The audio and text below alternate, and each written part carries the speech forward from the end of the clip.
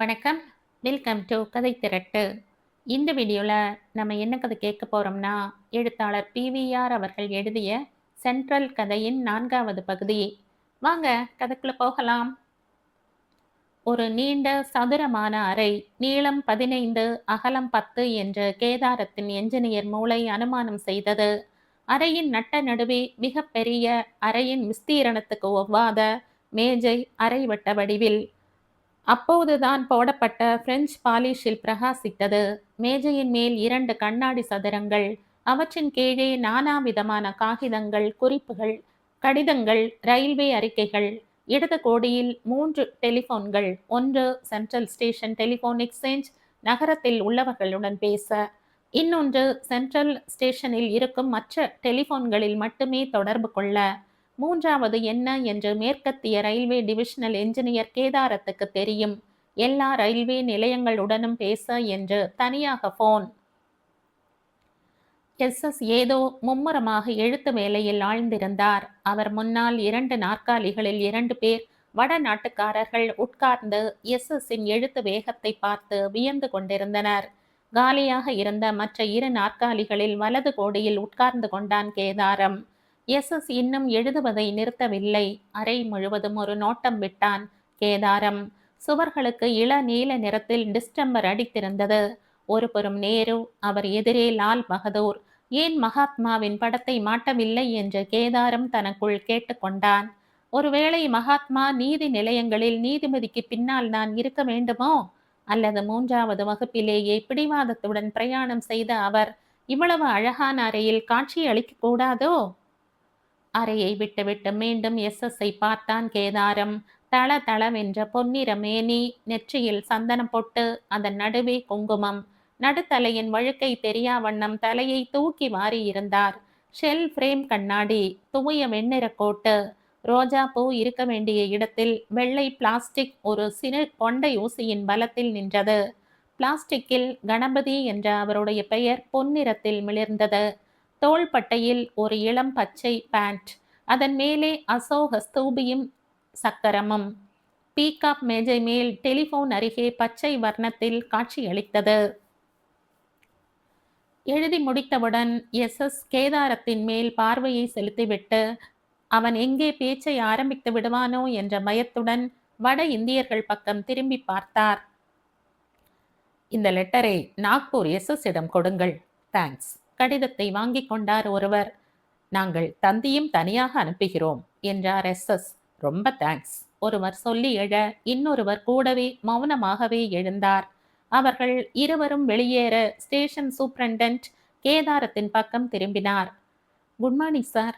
Good morning. உங்களுக்கு என்ன செய்யணும்? நான் கேதாரம், எஸ்கே கேதாரம். ஓ அப்படியா? இன்னைக்கு தானே பம்பாயிலிருந்து வந்தீர்கள்? மங்களா சொன்னாள். உங்க மாமாவை எனக்கு தெரியும், ஜம்முநாதன். அவர் கூட இன்னைக்கு உங்களை பார்க்க போவதாக சொன்னாரே. அப்படியா? மெட்ராஸில் இருக்கிறார், இங்கே வரலையே. இனிமேல் வருவாரோ என்னமோ. வந்து இன்னைக்கு காத்தால ரயிலை விட்டு இறங்கியதும் இறங்காததுமா என் பர்ஸை யாரோ பிக் பாக்கெட் அடித்து விட்டார்கள். அப்படியா? உங்க பெண் சொன்னா யாரோ ஒருவர் உங்ககிட்ட ஒரு பர்ஸை ஒப்படைச்சிருப்பதாக. அது ரொம்ப பழைய பர்ஸ், நான் திறந்து கூட பார்க்கவில்லை. என் போட்டோ, குருவாயூரப்பனுடைய படம், 3 10 ரூபாய், 2 5 ரூபாய் எல்லாம் இருக்கும். எத்தனை 1 ரூபாய் சில்லறைன்னு தான் எனக்கு நினைவு இல்லை. அதனால் என்ன, பரவாயில்லை, பழைய பர்சாச்சே. அது எப்படி உங்களுடையதாக இருக்க முடியும்னு தான் யோசிச்சேன். மாமாவின் 2 கடுதாசுகளும் அதில்தான் இருக்கு. மேஜை டிராயரை ஏற்கனவே திறந்துவிட்ட எஸ் ஒரு சதுரமான கருப்பு பர்ஸை எடுத்தார். இதுவேதான், பட்டன் கூட போயிருக்கும். அந்த பழைய பர்ஸை திறந்து பார்க்க விருப்பமில்லாதவரை போல எஸ் அவனிடம் நீட்டினார். கேதாரம் அவசர அவசரமாய் திறந்து பார்த்தான். பிறகு உற்சாகம் குலைந்து போய், சார், எல்லாம் அப்படியே இருக்கு, பணத்தை தான் காணோம் என்றான். அதே சமயத்தில் போர்ட்டர் சீனன் உறுதியாக சொன்னதும் நினைவுக்கு வந்தது. எடுத்தவன் பணத்தை மட்டும் பேக்கெட்ல போட்டுக்கொண்டு பர்ஸை தூக்கி எறிந்திருக்கிறான். எஸ் சொல்லி முடிக்கவும் மணி திடீரென்று பிரவேசிக்கவும் சரியாக இருந்தது. வாப்பா மணி, நல்ல சமயத்தில் தான் வந்திருக்கிறாய். நீ கொடுத்தியே பர்ஸ், அது இவருடையதுதான். அப்படியா? கங்க்ராச்சுலேஷன்ஸ். 3வது பிளாட்பாரத்தில் கிடந்தது. நீங்கள் பாம்பே மெயிலில் வந்தீர்களா? கேதாரம் ஒரு தடவை ஏற இறங்க மணியை பார்த்தான். இருவரும் அப்படி ஒருவரையொருவர் பார்த்து கொண்டு ஏன் காலதாமதம் செய்கிறார்கள் என்று கணபதி விழித்தார். கடைசியில் மணி திடீரென்று கத்தினான். டேய், நீ மாம்பிஞ்ச கேதாரம் தானே? எப்படிடா இப்படி வளர்ந்து பெரியவனாயிட்ட? இத்தனூண்டுக்கு குள்ளமா இருப்பியே. எஸ் நானும் இவனும் திருச்சியில ஸ்கூல்ல ஒன்னா படிச்சோம். ஏண்டா 15 வருஷங்கள் இருக்காது? தேங்க்ஸ் எஸ். வாடா, நான் ரிட்டையரிங் அறையிலே தான் இருக்கேன், அங்க போய் பேசுவோம். கேதாரம் எழுந்தான். சார், ஜம்புநாதனை எனக்கு நன்றாக தெரியும், உங்களுக்குத்தான் என்னை தெரியாது. வீட்டுக்கு வாருங்கள், பம்பாய்க்கு திரும்பி போவதற்கு முன்னால் என்றார் கணபதி. எஸ்எஸ்ஸின் வீடு எங்க தெரியுமாடா? இங்கேயே தான், மாடியில் என்றான் மணி. அவனுடைய மனம் வருத்தத்தை உள்ளடக்கி கொண்டு சிரித்து பேசியது. Your attention please. The Brindavan Express found for Bangalore will leave at 7:30 from platform number 6, Central Station. ஒலிபெருக்கி. மேல் வகுப்பு பிரயாணிகளின் தங்கும் அறையில் முத்துவை சந்தித்த மணி 30 ரூபாயை அவனிடம் நீட்டினான்.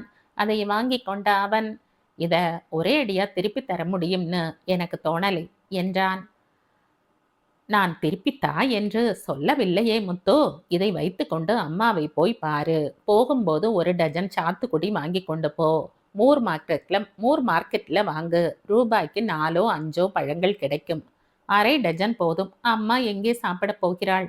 அவள் பெயரை சொல்லி அண்ணாவும் குழந்தைகளும் தான் சாப்பிடுவார்கள். அப்போ 2 டஜனா வாங்கி கொண்டு போ என்றான் மணி. பிறகு, நீ இதை திருப்பி தரணும் தருவாய் என்ற எண்ணத்தோடு காலங்காத்தால நான் இங்கே வரலை என்றான். முத்துவுக்கு சுருக்கென்றது.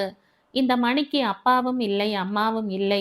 என்ன வேலை செய்து எப்படி பிழைக்கிறான் என்று இன்னும் அவனுக்கு தெரியாது. யாரோ டிராவல் ஏஜென்ட்டிடம் கமிஷனுக்கு வேலை செய்கிறான். பம்பாய், தில்லி முதலான இடங்களுக்கு மற்றவர்களுக்கு கிடைக்காத ரிசர்வேஷன் இவனுக்கு கிடைக்கிறது. அதில் இருந்து 5 10 என்று சம்பாதிக்கிறான் என்றெல்லாம் மட்டும் பராபரியாக டிக்கெட் பரிசோதகர் ராவ்ஜி, ரயில்வே கார்டு ரோசாரியோவின் பிள்ளை எட்மண்ட், ஸ்லீப்பர் நீலமேகம் இவர்கள் மூலமாக தெரியும். இப்பேற்பட்ட நாடோடி பயலிடம் அவன் ஓர் அவசரத்துக்கு 30 ரூபாய் கடன் வாங்குகிறான். ஆனால் அதை தானம் செய்வது மாதிரி மணி பேசுகிறான். நினைக்க நினைக்க முத்துவின் உடல் எரிந்தது. ரத்தம் சூடேற ஆரம்பித்தது. தன்மான உணர்ச்சி சூட்டில் வெந்தது. எனக்கு இறக்க சிந்தனையோ தானமோ தேவையில்லை மணி. என்னடா, உனக்கு என்ன வந்துவிட்டது திடீர்னு? உன் அம்மாவுக்குத்தானே உடம்பு சரியில்லை என்றான் மணி. முத்துவின் திடீர் போக்கு அவனை வியப்பில் ஆழ்த்தியது. டேய், இன்னைக்கு நான் ஒரு டைப்பிஸ்ட் தான்.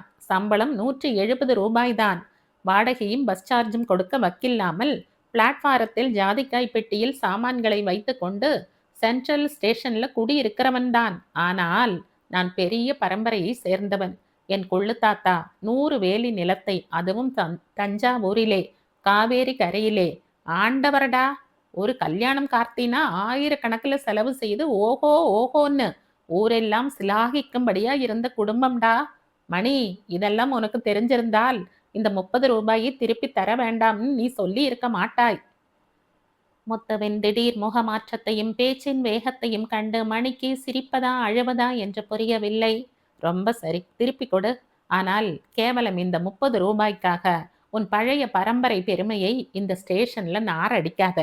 உனக்கு பரம்பரை இல்லையோ என்னவோ? நான் நேத்து நடந்ததையே மனசில் வைத்து கொள்றதில்லை. என்னடா பரம்பரை பெருமை வேண்டியிருக்கு? தஞ்சாவூர்ல பாதி பேர் சீட்டாடி கொண்டும் மற்ற கேளிக்கைகளிலும் இறங்கி சொத்தையே முழுங்குகிற அளவுக்கு கடனை வாங்கி கடைசியில் உன்னை மாதிரி வாரிசுகளை இன்னைக்கு இந்த மாதிரி ஸ்டேஷன்களில் சந்தி சிரிக்க வைக்கிறார்கள். உன் பாட்டன் முப்பாட்டன் பெருமையை பேசுகிறாயே, நாளைக்கு உன் பேரன் கொள்ளுப்பேரன் உன்னை பத்தி பெருமையாய் பேச இன்னைக்கு உன்னிடம் என்னடா இருக்கு? ஆனால் யார் கண்டார்கள்? உன்னுடைய இந்த கோலமே பெருமையா அவர்களுக்கு தோன்றுமோ என்னமோ. ஏன்னா நீ இங்க இருக்க, அவர்கள் ரோடு பிளாட்பாரத்திலும் மரத்தடியிலும் இருப்பார்களோ என்னமோ. டேய் மணி, உன் பொறாமை எனக்கு நன்னா தெரிகிறதுடா, நன்னா தெரிகிறது. நீ ஒரு நாடோடி, அப்பா அம்மா சொந்தக்காரர்கள் இல்லாத அனாதை. இப்படிப்பட்ட நீ பெரிய பரம்பரையில பிறந்த எனக்கு இன்னைக்கு ஒரு உபகாரம் பண்ணி பெரியவனாகி போய்விட்ட. அந்த கர்வத்துல தானமா வச்சுக்கோன்னு வேற சொல்ற. டேய் முத்து, உன் பரம்பரை கர்வம் உன் தலையிலிருந்து இறங்கினால்தான் நீ உருப்படுவ. இல்லாட்டா என்னன்னைக்கும் நீ டைப்பிஸ்ட் தான். அது சரி, இவ்வளவு தூரம் பேசினையே, ஏன் சென்ட்ரல் ஸ்டேஷன்ல இத்தனை பேரை ஏமாத்துண்டோ இத்தனை நாளா இருந்து கொண்டிருக்க? ஏமாத்துறது பரம்பரை குணமா?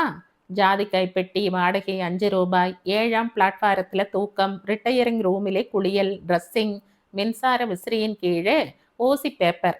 ஏண்டா, இப்படித்தான் உன் தாத்தாவும் கொள்ளு தாத்தாவும் பொது இடங்கள்ல ஒதுங்கினார்களா?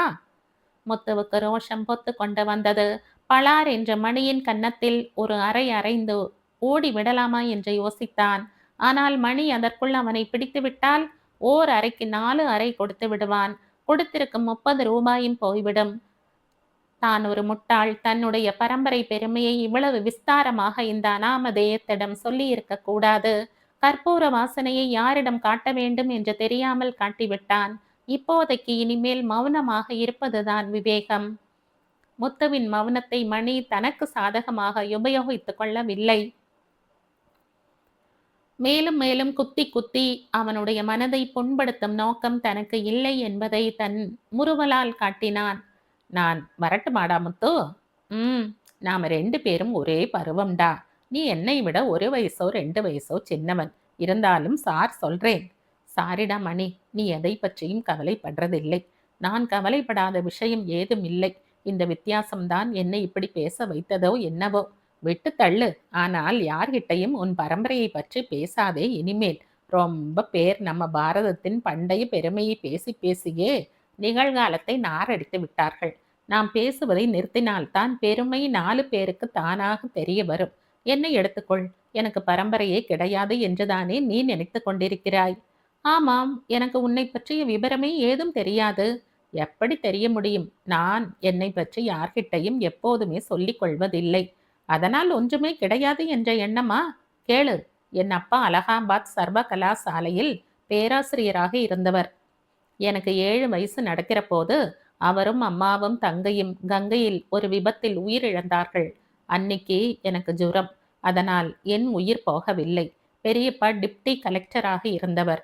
என் அப்பா போன 2-3 வருஷங்களில் அவர் திடீரென்று மாரடைப்பில் செத்து போனார். என் தாத்தா யாருன்னு மனசுக்குள்ள கேட்டுக்கிறையா? சொல்றேன். அவர் செஷன்ஸ் ஜட்ஜ். கண் முன்னால தாம் பெற்றெடுத்த 2 மலைகள் சரிவதை அவரால் சகித்து கொள்ள முடியலை. பிள்ளை இழந்த சோகமே ஒரு நோயாக அவரை அரித்து அரித்து தின்றது. அவர் போகும்போது எனக்கு வயசு 11. அதுக்கப்புறம் நாதிகள்னு 1 விட்ட சித்தப்பா, 2 விட்ட பெரியப்பான்னு யார் யாரோ என்னையும் பெரியப்பா குழந்தைகளையும் வளர்த்தார்கள். இருந்த சொத்தையெல்லாம் சூறையாடினார்கள். இப்போ நான் வீடு வாசல் பெண்டாட்டி ஏதும் இல்லாமல் அலைகிறேன். இதுதாண்டா என்னுடைய பரம்பரை. போதுமா?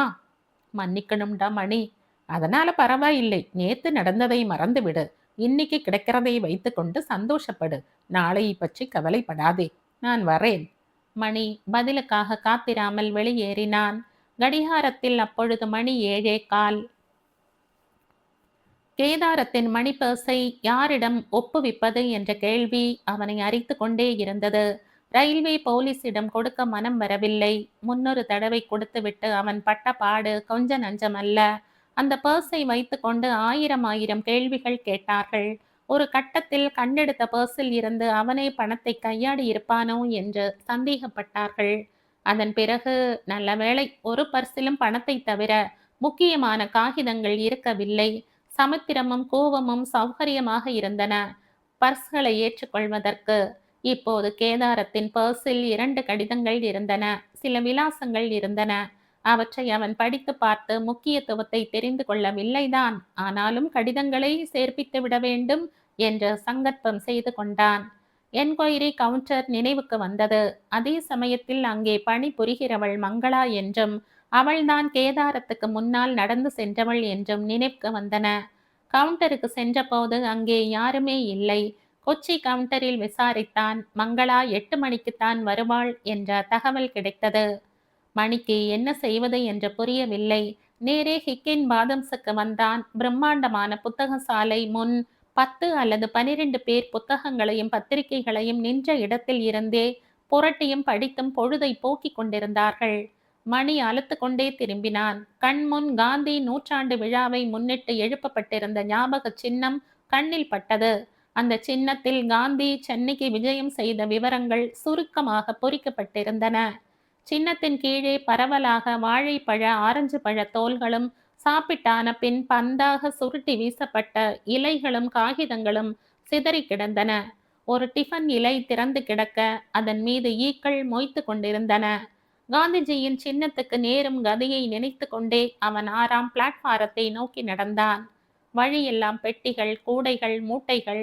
2 பெட்டிகளுக்கு நடுவே ஒரு சிறு துணியின் மேல் ஒரு குழந்தை அயர்ந்து தூங்கிக் கொண்டிருந்தது. பெற்றவர்கள் பெட்டிகளின் மேல் உட்கார்ந்து கொண்டு விரல்களில் எண்ணெய் கசியும் வடைகளை விண்டு கொண்டிருந்தார்கள். மணி நடந்தான். விசாலமான அந்த பெரிய ஹாலில் நானாவிதமான மக்கள். அவசரப்படுகிறவர்களுடன் பொறுமைசாலிகள் போட்டியிட்டார்கள். கொத்து கொத்தாக நின்று பேசினார்கள். குழந்தைகள் தூங்கின, ஓடின, விளையாடின. பூட் பாலிஷ் செய்கிறவன், ஊதுபத்தி வியாபாரி, கால் ஆணி அடிக்கிற வைத்தியர், வக்கீல்களுக்கு கட்சிக்காரர்களை தேடி பிடிக்கும் புரோக்கர்கள், ஹோட்டல் அறைகளுக்கு அழைக்கிற ஏஜென்ட்டுகள் என்ற எத்தனையோ விதமான மனிதர்கள் அங்கும் இங்கும் ஊர்ந்து கொண்டிருந்தார்கள். ஓரிரு நாய்கள் யாரையும் லட்சியம் செய்யாமல் குறுக்கும் நெடுக்குமாக ஓடிக்கொண்டிருந்தன. மணி 6வது பிளாட்பாரத்தை அடைந்தான். நீல நிற பிருந்தாவனம் நின்று கொண்டிருந்தது. ஐஸ்கிரீம், வாழைப்பழம், குளிர்பானம், ட்ராலிகள் என்ற ஒரே சத்தம். பிளாட்பாரத்தில் நடக்க முடியாமல் சாமான்கள், மூட்டைகள். அதே பிளாட்பாரத்தில் இருந்து மத்தியானம் 1:50க்கு புறப்பட போகிற பம்பாய் ஜனதா எக்ஸ்பிரஸில் ஏறப்போகும் பார்சல்கள் மலை போல குவிந்து கிடந்தன. 2 பெண்கள் ஆங்கிலத்தில் பேசி சிரித்து கொண்டு ஐஸ்கிரீம் சாப்பிட்டார்கள். அவர்கள் சாப்பிடும் அழகை கூட இருந்த இளைஞர்கள் ரசித்து மெய் மறந்து நின்றார்கள். ஒரு கிழவரையும் கிழவியையும் ரயிலில் ஏற்றிவிட்ட திருப்தி. பெண்டாட்டி பிரசவத்துக்காகத்தான் போகிறாள் என்ற நிறைவு இருந்தும் அவளை பிரிய வேண்டி இருக்கிறதே என்ற ஏக்கம். HMTயில் இன்டர்வியூ எப்படி முடியும், வேலை கிடைக்குமா என்ற கவலை. மெட்ராஸ் வியர்வையில் இருந்து குழு குழுவென்றிருக்கும் பெங்களூருக்கு போகிறோம் என்ற மகிழ்ச்சி. பெண்ணை ஒரு வழியாக ஒருவன் கையில் கொடுத்து இப்போது அவளை அவனிடம் ஒப்படைக்கப் போகிறோம் என்ற சாந்தி. முந்தின நாள் ஆஸ்பத்திரியில் இரவு திடீரென்று காலமாகிவிட்ட உறவினருடைய உடல் போய் சேரும் வரை இருக்குமா என்ற கேள்வியினூடே உண்டாகும் துக்கம். கணவருடன் அன்று இரவு என்னென்ன பேச வேண்டும், எப்படி நடந்து கொள்ள வேண்டும், அவர் அவள் உடலை தீண்டும் போது உடலில் என்னென்ன விதமாய் எப்படி எப்படி சுகமாய் உணர்ச்சிகள் பீரிடும் என்றெல்லாம் முதலிரவை சுற்றி வட்டமிடும் கனவு.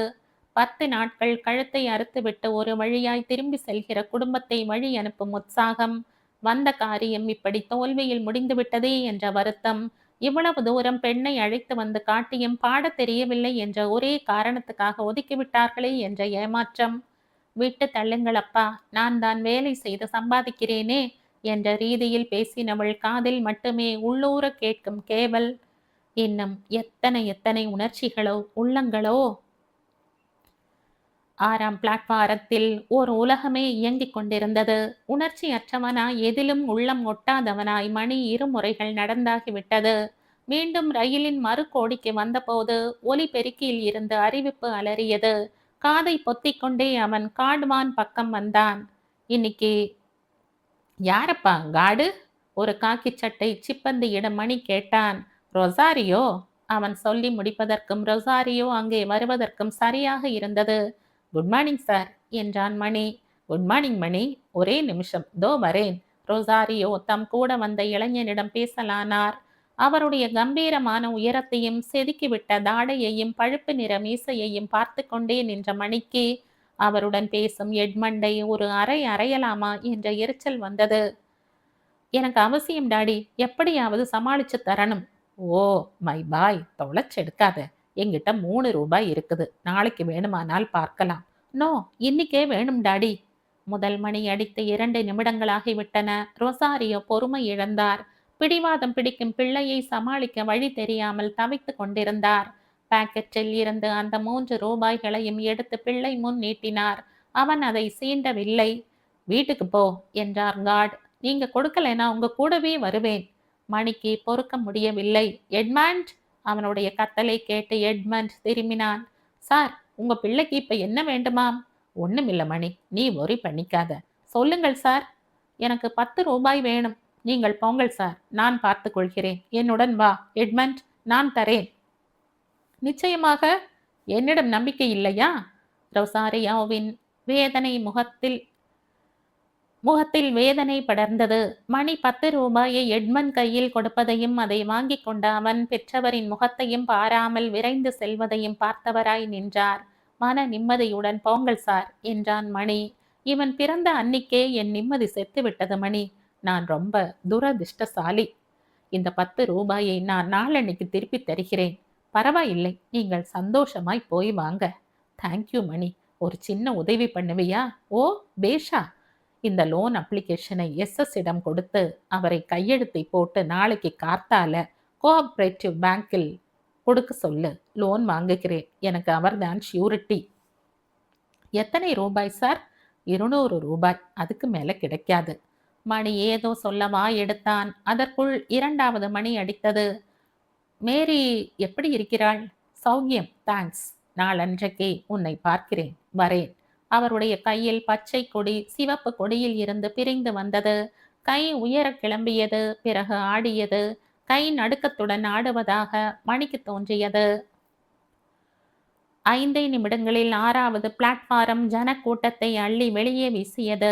மணி மெதுவாக நடந்தான். 8:30 மணிக்கு 7வது பிளாட்பாரத்தில் இருந்து ஹவுரா ஜனதா புறப்படும். இனிமேல் ஐஸ்கிரீம், பிஸ்கட், சாக்லேட் டிராலிகள் இவற்றின் சத்தம் அங்கே கேட்க ஆரம்பிக்கும். இதே 6ஆம் பிளாட்பாரத்தில் நீலகிரி எக்ஸ்பிரஸ் இன்னும் 10 நிமிடங்களில் வந்து சேரும். வரவேற்க ஆண்களும் பெண்களும் போர்ட்டர்களும் வந்து கொண்டிருக்கிறார்கள்.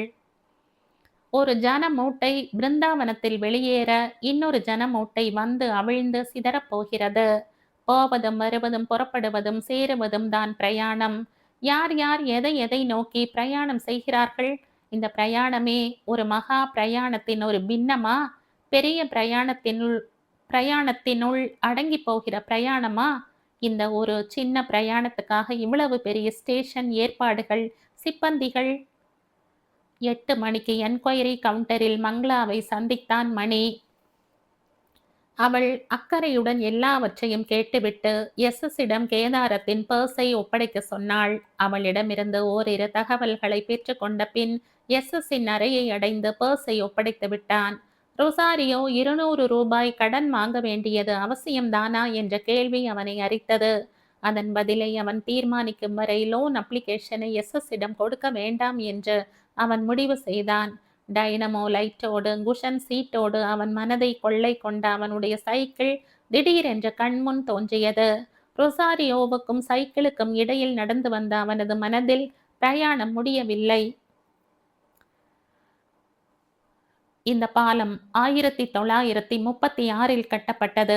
இதன் நீளம் 820 மீட்டர். இந்த பாலத்தின் மீது நடப்பதோ பாலத்தை போட்டோ எடுப்பதோ கூடாது. அத்துமீறி நடப்பவர்கள் தண்டனைக்குள்ளாவார்கள். ஒரு ரயில்வே பாலத்தின் முன் அறிக்கை பலகை. கேதாரமும் மணியும் ரிட்டையரிங் அறையை அடைந்தார்கள். என்னடா சாப்பிட்ற மணி? காஃபியா டீயா? ரெண்டுமே வேண்டாம். நான் இப்பதான் டிஃபன் காஃபி சாப்பிட்டேன். உன்னை பார்த்து ஒரு யுகம் ஆச்சு என்பார்களே, அது மாதிரி உண்மையாகவே ஒரு யுகம் ஆச்சு. வாஸ்தவத்தில் நான் உன்னை மறந்தே போயிட்டேன் என்ற மணி.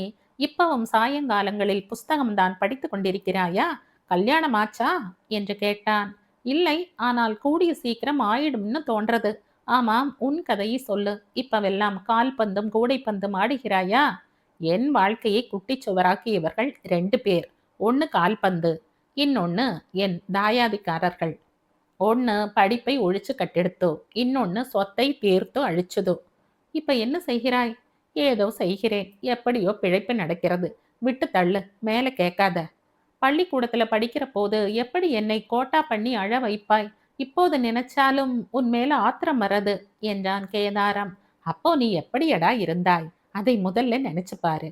காவி ஏறிய வேஷ்டி, இஸ்திரி போடாத ஷர்ட், கொத்தவரங்காய் பின்னல், பெண்கள் பூ வச்சுக்கிற மாதிரி பின்னலுக்கு மேலே செருகின சங்கு புஷ்பம், நெற்றியில பட்ட பட்டையா விபூதி. இந்த கோலத்துல நீ தூக்க முடியாமல் புஸ்தக மூட்டையை தூக்கி கொண்டு வருவ.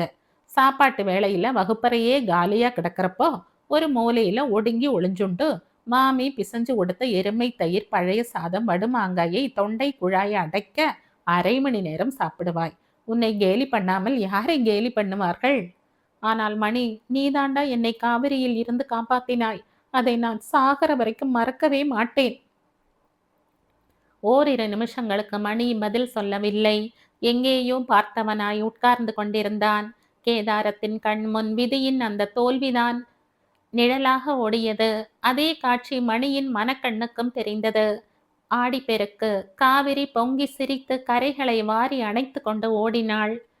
எல்லா வருடங்களைப் போல அந்த வருடமும் மணியும் அவனுடைய கோஷ்டியும் ரயில்வே பாலத்தில் இருந்து ஆற்றில் குதித்து சீற்றத்துடன் பாயும் நதியுடன் சமர் செய்து கரையை அடைந்து கரையில் இருப்போரின் கரகோஷத்தை பெற்று அவர்கள் அளித்த சித்திரான்னங்களை வயிறு புடைக்க தின்றார்கள்.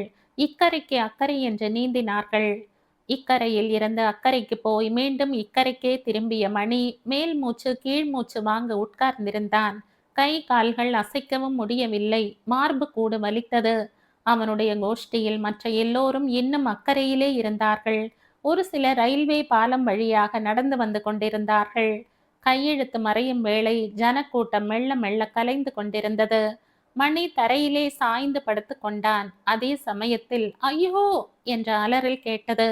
மணி திடுக்கிட்டு எழுந்தான். மங்கிக் கொண்டு வரும் வெளிச்சத்தில் ஒரு பையன் ஆற்றோடு கால்களை மேலே கொண்டு வந்து நீந்த முடியாமல் தத்தளிப்பது தெரிந்தது. தத்தளிக்கும் பையனை மேலும் விட்டுவிடக் கூடாது என்று தோன்றியது. சக்தியை எல்லாம் திரட்டி ஒரே எட்டில் பாய்ந்து அந்த பையனுடைய தலையை ஒரு கையால் கவ்வினான். அவனது குடுமி சிக்கியது. அதன் பின் நதியின் போக்கோடு கரையை நோக்கி செல்வது கடினமாகப்படவில்லை. அவன் கரையில் பையனுடன் விழுந்தான்.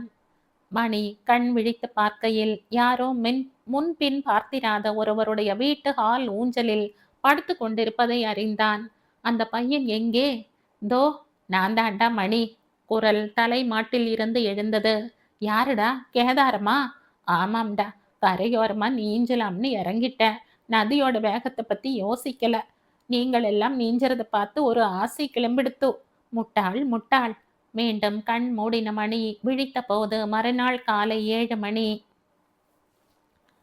நான் ரொம்ப கடமைப்பட்டிருக்கிறேன் மணி, ரொம்ப கடமைப்பட்டிருக்கிறேன். இன்னைக்கு நான் ஒரு பிஇ படித்து ஐஆர்எஸ்இ பாஸ் பண்ணி ரயில்வேயில் 1000க்கு மேல சம்பாதிக்கிறேன்னா அதுக்கு காரணம் நீ அன்னைக்கு போட்ட உயிர் பிச்சை தாண்டா.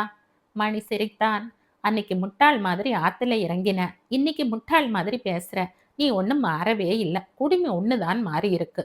ஆனா அன்னைக்கு நீ குடுமி வச்சுட்டு இருந்தது எனக்கு எவ்வளவு சௌகரியமா இருந்தது தெரியுமா? இன்னைக்கும் மாமி உன்னை பத்தி பேசுவாள். டே கேதாரம், அன்னைக்கு உயிருக்கு மன்றாடி கொண்டிருந்தவன் கேதாரம். என் வகுப்பு மாணவன் என்ற காரணத்துக்காகத்தான் நான் நதியில குதிச்சு காப்பாத்த புறப்பட்டேன்னு நீ நினைக்கிறாயா? அப்படி நினைச்சா நீ இவ்வளவு படிச்ச படிப்புக்கு அர்த்தமே இல்லை. ஒரு உயிர் தவிக்கிறது, இன்னொரு உயிர் அதை கண்டு தவிக்கிறது, காப்பாற்ற துடிக்கிறது. மனுஷனை மனுஷன் வாழ்க்கை கஷ்டங்களில் இருந்து காப்பாற்ற மாட்டான். அதுவும் பண செலவு வந்துவிடும் என்று தெரிந்தால். ஆனால் மனுஷனுடைய மனதையும் சிந்தனையையும் மீறி துடிக்கிறது பாரு, அதுதாண்டா உயிரின் மனம். அதற்கும் வீரம் உண்டு, சோகம் உண்டு, தாகம் உண்டு. கேதாரம் என்கிற உயிர் அதனுடைய கூட்டிலிருந்து பிரிந்து போகாமல் இருக்க மணி என்கிற கூட்டில் இருக்கிற உயிர் தவிச்சது, அவ்வளவுதான். கேதாரத்துக்கு பதிலா வேறு யாராக இருந்தாலும், மணிக்கு பதிலாக வேறு யாராக இருந்திருந்தாலும் இது நடந்திருக்கும். ரொம்ப எளிசா சொல்லிட்ட. அது சரி, இன்னைக்கு உன்னுடைய ப்ரோக்ராம் என்ன? ஒன்றுமில்லை. என் மாமா அவர்தாண்டா தர்ம குண்டாமணின்னு கோட்டா செய்வியே, அவர் என் பிராணனை வாங்கி கடைசியில் பெண் பார்க்க வரவழைத்து விட்டார். 3 மணிக்கு பெண் பார்க்க போகிறேன். நீயும் கூட வா. ஏன்? அரை மணி நேரத்துல சொஜ்ஜியையும் பஜ்ஜியையும் தின்றுவிட்டு ஏதாவது சினிமா பார்க்கலாம். உன் மாமா என்னடா நினைப்பார்? அரை மணி நேரத்துக்குள்ள அவசரப்பட்டால் அவருக்கு ஏமாற்றமாக இருக்கும். போடா முட்டாள், அவர் சந்தோஷப்படுவார். புதன்கிழமை 2வது பெண், வெள்ளிக்கிழமை 3வது பெண், சனிக்கிழமை நான் பம்பாய்க்கு திரும்பி போகிறேன். சுயம்பரமே நடத்தியிருக்கலாம்.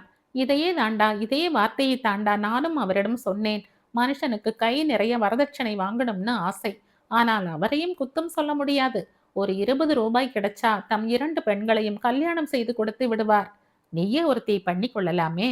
என்னடா உளர்ற? 2 பேர்களுடன் நான் கூட பிறந்தவன் மாதிரி வளர்ந்திருக்கிறேன். என்னை 2ம் டா போட்டு பேசும். மணி சிரித்தான். என்னடா சிரிக்கிற? அவர்களில் ஒருத்தியை நீ கல்யாணம் பண்ணி கொண்டால் அவள் கேட்பாள் உன்னிடம், ஏண்டா இன்னைக்கு சாயங்காலம் சினிமாவுக்கு போகலாமாடான்னு. அதுக்கு நீ சரிடி என்ப இல்ல? அது நடக்காது. என்ன, நாம் போவோமா? மணி ஒரு கணம் யோசித்தான். ரொசாரியோ கண்முன் நின்றார். அவருக்கு அவசரமாக 200 ரூபாய் தேவை. சைக்கிள் விற்றால் 200க்கு மேலேயே கிடைக்கும். லால் சந்திடம் வைத்தால் அவன் மல்லுக்கு நின்று 150ஓடு அனுப்புவான். அப்புறம் கை விரலில் இருக்கிற மோதிரத்தையும் விற்க வேண்டி வரும். சாயங்காலத்துக்குள் இந்த பிரச்சனைக்கு ஒரு முடிவு காண வேண்டும். கேதாரத்துடன் சினிமாவுக்கு போனால் திரும்பி வர 6:30 7 மணி என்றாகிவிடும். இன்னைக்கு வேண்டாம்டா, இன்னொரு நாள் பார்த்து கொள்ளலாம். ஓகே என்ற கேதாரம். ஏண்டா, மிஸ் மங்களாவை உனக்கு தெரியுமா என்று கேட்டான். என்னடா திடீர்னு எஸ்எஸ்ஸின் பெண் ஞாபகம் உனக்கு வர்றது? சொல்லேன், தெரியுமா? நன்னா தெரியும். எப்படி? வால் ஆட்டாத, ஒட்ட நறுக்கி விடுவாள். சகஜமா பேசுகிற பெண்களிடம் எப்போதுமே ஜாக்கிரதையா இருக்கணும். சகஜமா பேசுகிற சுபாவத்தை பெண்மையின் பலவீனம் என்று ரொம்ப பேர் தப்பாக நினைக்கிறார்கள். சி, நான் அப்படி நினைத்து கேட்கவில்லை. அவள் ரொம்ப நல்ல பெண்ணாக்கும் என்றான் மணி. பம்பாயில் அவளுடைய சிநேகிதி ஒருத்தி இருக்கிறாள், பெயர் ரேணுகா. அவள் மூலமாகத்தான் எனக்கு மங்கள அறிமுகமானாள். இன்னைக்கு கார்த்தாலவும் வண்டியிலிருந்து அவள் இறங்குவதை பார்த்தேனே என்று சொல்ல மணி வாயெடுத்தான். ஆனால் அடுத்த கணமே பர்ஸ் கண்முன் நின்றது. அப்படியா? எனக்கும் அவள் நல்ல பெண் என்றுதான் படுகிறது. ஆமாம், எதற்கு அடி போடுகிறாய்? 3 பெண்களை பார்க்கிறது போதாதா? 3 பெண்களையும் எனக்கு பிடிக்கப் போவதில்லை என்று எனக்கு இப்போதே தெரியும். இப்போதுதான் தெரியுமா, அல்லது பாம்பேயில் இருந்து புறப்படும் போதே தெரியுமா? இப்போது. அப்போ நீ 3 பெண்களையும் பார்க்க வேண்டாம்.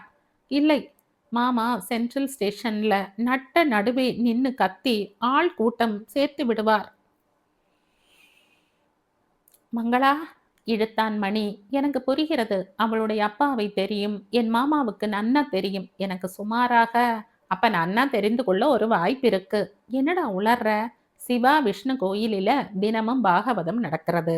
சந்தான கோபாலாச்சாரியார் சொல்கிறார். தினமும் கேட்கிறேன். எஸ்எஸ்ஸும் வர்றார். இன்னைக்கு 3 பேருமா போவோம். பாகவதமா? ஏண்டா மூஞ்சியை சுளிக்கிற? பயோகிராஃபி ஆஃப் லார்டு கிருஷ்ணா என்றால் தான் பிடிக்குமா? என்ன வர்றியா? சரி, அப்போ 6 மணிக்கு இங்கே இரு. ஆகட்டும், நான் வரேன். எனக்கு நிறைய வேலை இருக்கு. எங்கே, எந்த ஆபீஸில் வேலைன்னு கேட்டால் பதில் சொல்ல மாட்டேன் என்கிறாய். தரித்திர வேலையடா. சொன்னால் என்னை பத்தி ரொம்ப மட்டமாய் நினைப்பாய். எஸ்எஸ்எல்சி பாஸ் செய்தவன், பெரிய கால் பந்தாட்டக்காரன் செய்யற வேலையா இதுன்னு கேட்ப. இந்த அறைக்குள்ள கூட விடமாட்ட. சரி சரி, நான் வரேன். இந்த கதையின் தொடர்ச்சியை அடுத்த பதிவில் கேட்கலாம். நன்றி.